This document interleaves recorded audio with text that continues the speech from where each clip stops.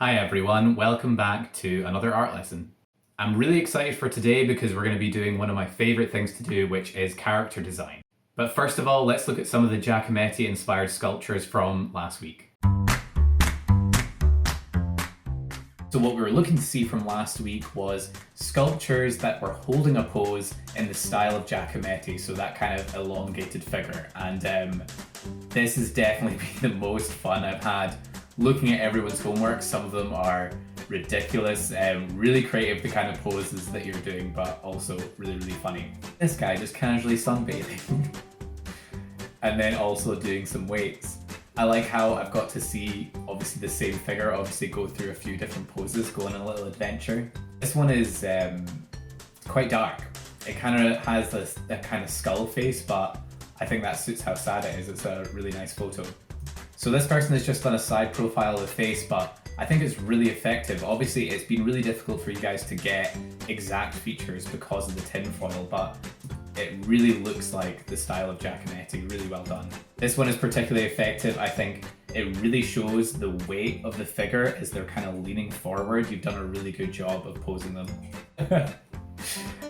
Really creative, really nice job with it swimming. It also kind of looks like it could be drowning. You really get a sense of emotion from this photo. I love how you've posed the figure and how they're kind of hunched over in their arms, but then you have this massive shadow that's going over them. It's almost like the grief is overwhelming the figure. That's really, really cool. So this person actually done their figures with, it looks like air drying clay, and we have a few of them. Really nice effect. If you have clay, if you have any better materials than the ones I'm suggesting, then please do use them. I love the adventure that this figure is going on, trying to pet the sleeping dog, and also playing with the controller. Really, really humorous. This one's really good as well, trying to play guitar. It looks really funny. Actual anatomy of this figure is really good. I can really see the features of the face and also the actual shape of the body and the shape of the legs. Although it is obviously elongated like Giacometti's style, it does look quite realistic. Really well done. Love it, love it. Like this one is, obviously it's not a completely realistic figure. It has these big kind of spiky long arms but a huge neck, but it's really well made. There's something that's really quite haunting about it. It reminds me of like Slender Man or something. I love this sculpture. Someone's got to do one when they're dabbing. Obviously that was going to happen. Really nice use of the silhouette behind it again, and we've got, is that a kilt or a skirt? Could be either. Really well made and very cool shadow behind it as well. Done a really good job with this one, and I like it even more because we have R2-D2 in the background. I don't know if you intended that. I really wanted to show this one to you guys because I think it's an excellent example of showing the weight of the figure. Obviously this one has a walking stick and you can tell the person is pressing all their weight on that stick. Again, it's really simple, but I really get a sense of the movement and the weight of the figure. And we'll finish with this drawing of the Avengers in a kind of like Funko Pop style. They look really cool, which is actually going to lead into the character design we're doing today. So good job on that.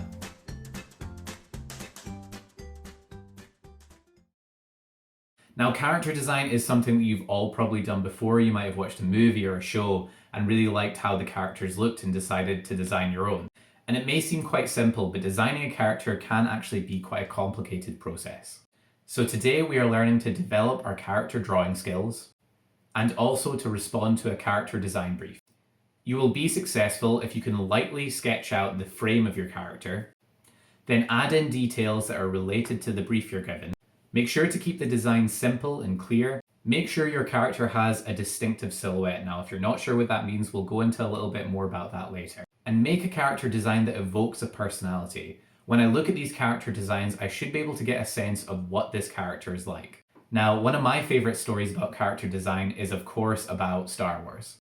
It was in the making of Episode 3 Revenge of the Sith, and George Lucas had written the character of General Grievous, but he didn't actually have any idea of what he wanted the character to look like, so he left that up to his concept artists. The only brief he really gave them was that he was a cyborg, because he wanted to thematically hint towards Darth Vader at the end of the movie. So over months they tried literally hundreds of wildly different designs. And every once in a while George Lucas would come in to see them, but none of them really worked. Then one day one of the designers saw a detergent spray bottle, and was inspired and drew his concept for Grievous. This was the design that George Lucas actually went for. It was then further refined into what you see in the movie. It wasn't that the other designs were bad, it was just that it didn't quite fit the brief the director had given. So when you're designing a character, you can't just think, well, what would look cool? You have to think what would actually fit into this world. Now, General Grievous is an excellent character design, but I can't just insert that into any movie and hope that it works. So today I'm going to give you the option of 3 different movies to design a character from. Now hopefully you've seen at least one of these, but if not, they are all excellent movies. The first brief is for designing a character for the film Nightmare Before Christmas. Obviously this movie has a Halloween aesthetic, the characters are all different shapes and sizes, but they're definitely all inspired by horror. However, make sure to not make them too intimidating. It's still a kids movie and you want these characters to be relatable. Jack might have a creepy aesthetic, but he still looks friendly. Second brief is to design a character for Kubo and the Two Strings. This movie has an aesthetic inspired by feudal Japan. Some of the main characters are humans trapped in animal bodies, and they all have visual nods to samurai or Japanese culture. The third brief is to design an emotion for Inside Out. The emotions in Inside Out have a very distinctive style. They are all very simple but instantly communicate their emotion. Pick a new emotion and design a character for it, and remember to consider what colour would that emotion be. And just remember, you're only picking one of these briefs to design a character for. Now let's talk a little bit more about what we want to see from these. A distinctive silhouette. Now what I mean by this is if all you could see is the character's outline, you should be able to tell what it is. Pokemon does this all the time with a segment in its show called Who's That Pokemon? And almost always you're able to guess the Pokemon from its silhouette.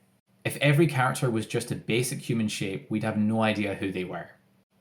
Here are some characters I've drawn before that are all relatively simple, but I wanted to make sure they all stood out from each other in their silhouette. Now before you start drawing, take some time to come up with your idea. And no matter what you're designing, you always want to do your research. I'm designing a character for Kubo and the Two Strings, so I'm going to look at images from the movie and also look at images from feudal Japan. Now I've decided my character is going to be some form of lizard stuck in a human body. I imagine he's quite a nervous but intelligent side character. And then I would just start sketching out your ideas. Don't be in a rush to create your final character. Try out different concepts, different outfits, because you'll never know if an idea works unless you draw it out. Now first of all, you want to lightly sketch out the shape of your character.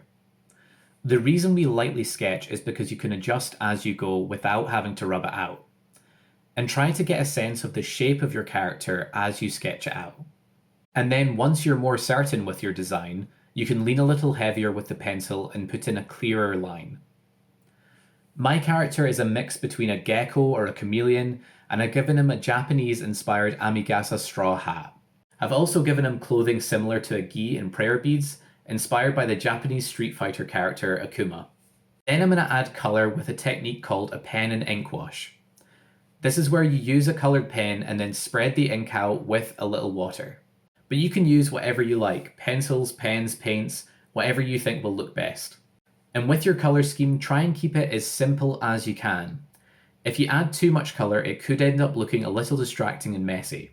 And lastly, I can go in with a pen to neaten it up and add in any other small details. And here we have the finished piece.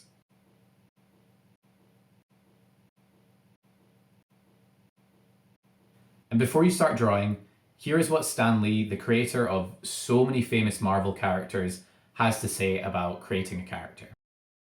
Well, it's really no different than, today I'm working on TV and movies, and it's all the same thing. And I imagine if I were writing a novel, it would be the same thing. You try to come up with a character who in some way is different and unique. A character who the reader or the viewer will feel he or she hasn't seen before. Or not, oh, that type of guy again. Not that attitude.